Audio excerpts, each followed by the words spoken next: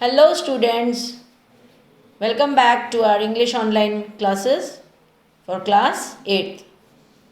I hope everything must be very comfortable to you now. You all must have got used to it. I was going through your comments of the previous modules. Some of you have asked questions that whether the questions are to be written along with in the assignment part, right? Yes, you have to write the question and then you have to write the answer. If it's a fill in the blank, you will write the complete line and in between you will write the answer and underline it. I hope it's clear.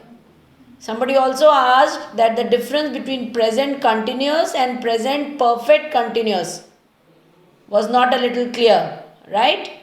So first of all, please go back to that video of present tense, of the tenses part. Go back to the video again and listen once again very carefully. You will be able to understand. Secondly, the major difference between present continuous and present perfect continuous is, in present continuous we are using is or am plus the ing form of the verb.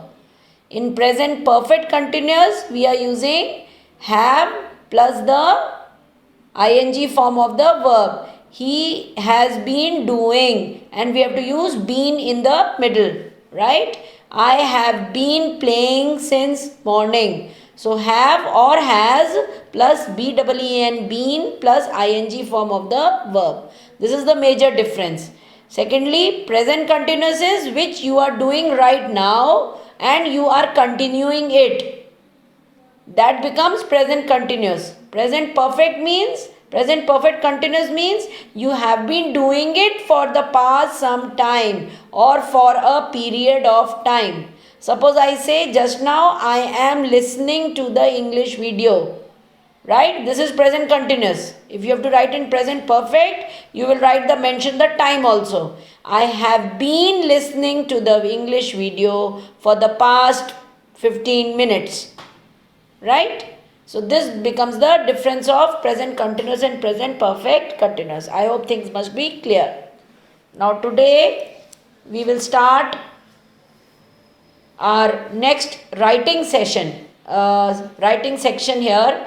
First I want to tell you, we have finished in English grammar, we have finished the first chapter, determiners.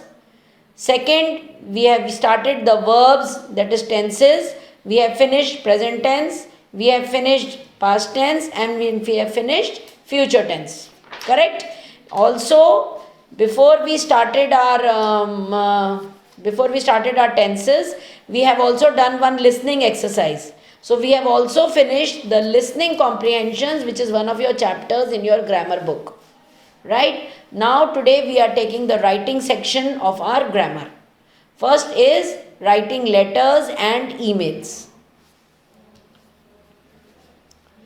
There are majorly two types of letter writing which you have to study in class 8th. You already know, you have done it in class 6 and 7.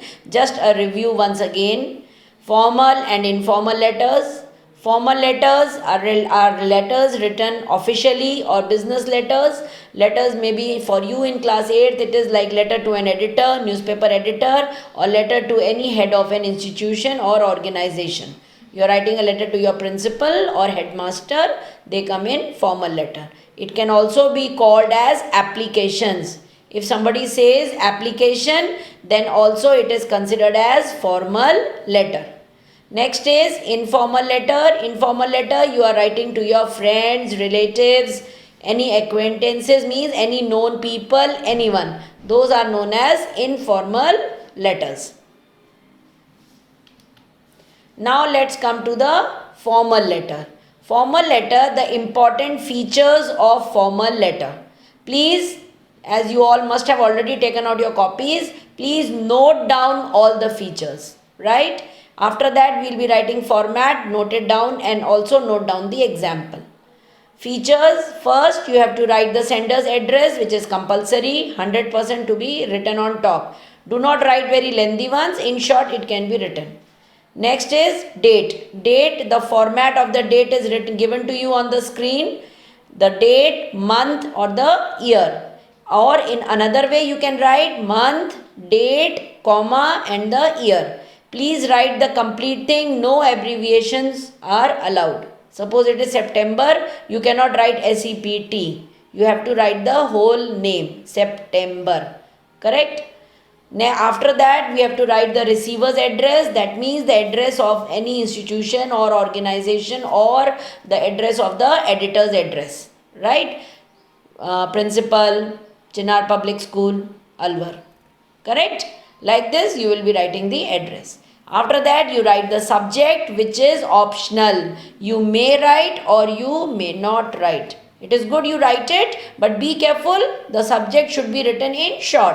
Don't write a very lengthy 2-3 line subject. It is not needed. Just a 3-4 word subject is enough. Next is salutation. Salutation you can write for formal letters. Either you can write dear sir, dear ma'am, respected sir or respected ma'am, or you can only write sir, ma'am, nothing else. You cannot write lovingly or hello or something like that in a formal letter. Correct? After that, you have your body part. Definitely it should be short and precise, in brief, to the point, correct English, kind and polite words 100% to be used. Your language should be very polite and very kind, and the correct English should be written in your formal letters. After that, we have a subscription part where you can write yours faithfully, yours truly, yours sincerely, yours obediently. We can write such things. Please remember, you do not put an apostrophe after in yours. It is only YOURS. After that, you have to write your name and you have to write your designation. Designation, if anything is given in your question, you will write it, or you will write your class. Class means whichever class is mentioned. If it is not mentioned, you will write your class in which you are studying. Related with the name, if no name is mentioned, then you will write your name. If any name is mentioned in the question, you will write that name. Whether the name is of a boy or a girl. If generally we give 2 names, a boy name and a girl name, so that the boys can write boy name and girls the girl name. But in case only one name is written and it is there in the question, then you have to write only that name. Whether you are a girl or boy, and whatever the name is, doesn't matter, you have to write that name. Please be very careful to remember it. Again, you can see on your screen note. That is very important to always remember during letter writing. You already must be remembering. I have already told you in class 6 and 7. Always stick to the margin of the page. Do not leave the margin. The letter should be written in a proper margin wise along the margin, so that it looks neat and it is mandatory. Second, no commas or full stop to be used anywhere. Anywhere means when you are writing the address, no commas after the lines or whatever number. In date, only there is 1 comma if you are writing the date and year together. Then in between you are writing a comma. Otherwise, no commas. Also remember, you do not use the word DATE in writing the date. You only write the date. As I will give you the example, you will see you will only write the date. Again, in the receiver's address, no commas. After subject, no comma, no full stop, nothing. In salutations, no commas. So please remember, in subscription, no commas, right? So please remember, you do not use any commas or full stops in your letter writing. Please note down the format of this formal letter. You can pause the video when you are seeing and you can note down from this slide. This is one example I have given you along with the question. When you are writing in your copies, first write down the question and then write the answer. This tells you how you have to write a formal letter. Like in this, the question is, write a letter to the editor, Hindustan Times, about inadequate water supply in your locality. Right? And the example is given to you on your screen. Please copy it in your copies. Now, our next is informal letter. Letter to your friends and relatives. Again, the features you have to note down: sender's address, then the date, salutation. You can write dear, respected father, hello, loving father. Also, you can write dear friend, my dear friend, my loving friend. You can write anyway.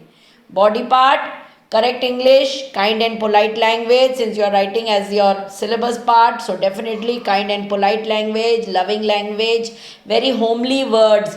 Hello, how are you? I hope everything is fine. You can use such words. Love to your brother and sister, or maybe regards to mummy and papa. You can write such things in your informal letter. It can be, and this letter no need to be short and precise. You can write a lengthy letter. In fact, this letter has to be a little lengthier one as compared to formal letter. Then you have your subscription. You can write yours lovingly, yours friendly, yours obediently to parents. You can write in any manner. And you write your name. Again, the same thing. If any name given in the question, you will write that name. Else, you are writing your name. The note, same things. Always stick to the margin of the page and no commas or full stops to be used anywhere. This is the format of the informal letter. Please note down in your copies. Now, the example. Write a letter to your friend congratulating him or her on his or her selection as the captain of the school cricket team. You are congratulating your friend. So please write down the question in your copies or pages, whichever you have prepared, and write down the complete example. That means informal letters are to be written in this manner.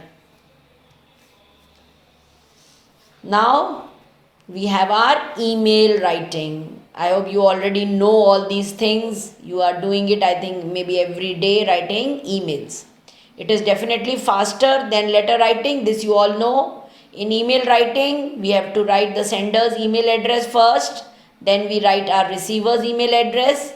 In the subject, we have to write again very short. Again, it is, you may not write, you may or you may not write, but generally we write the subject in our emails. Then for salutation, you do not need to write dear or respected. Nothing is needed. Only sir, madam can be written. Formal greetings, yes, in email we write hi, hello. We can write like this in the email writing. Then the body part, short and precise, to the point. You know what are bullets. A body part can be written in the form of bullets, right? 1 point, 2 point, and you can write it because it has to be short and to the point. Very brief. Again, correct English, kind and polite language. The email should be complete in every respect and it should be very well organized, not untidy, right? After that, you have your subscription part where you write regards in the email writing, and after that you write your name and designation. Nothing, you do not write here yours truly or something like that. You only write regards, and then you write your name and then your post. Right? Again, noting down, email has to be enclosed in a box. Please remember, it has to be enclosed in a box. Always again stick to the margin of that page in your box, the line, stick to the line, and no commas and full stops anywhere else to be written. This is the format of the email. You are writing from the email address from whom, the one who is writing the email. To means the one who is to be sent the email, you are writing their email address. Subject, what you are talking about in your body. Then salutation, ma'am, sir. Then formal greeting. Then body part, subscription, name and designation. This is the example of email writing. Write an email from a publisher in a response to a query about the availability of certain books. So you are answering a question in this question part of the email, and please note down exactly the way it has been written on the screen. So that's the end of module 1, that is letter and email writing. Please note down all the things which have been given on the screen on different slides. You can pause, you can review your module again, see it again and do it nicely. Thank you.